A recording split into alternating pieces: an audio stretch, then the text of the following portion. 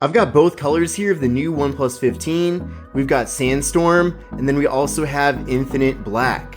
Now these phones not only of course are different colors, and I'm curious to know which one you prefer, but the actual materials that we're getting here too are a little bit different.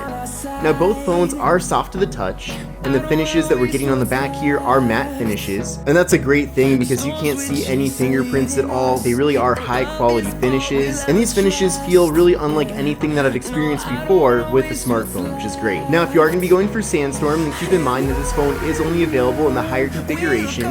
So you can only get this phone with 16 gigabytes of RAM and 512 gigabytes of storage. And with Infinite Black, you do have both options. You have that option as well as going for 12 gigabytes of RAM and 256 gigabytes of storage instead. Now the Sandstorm look does continue on the sides of the device as well, so it's not just a single color on the sides of the phone.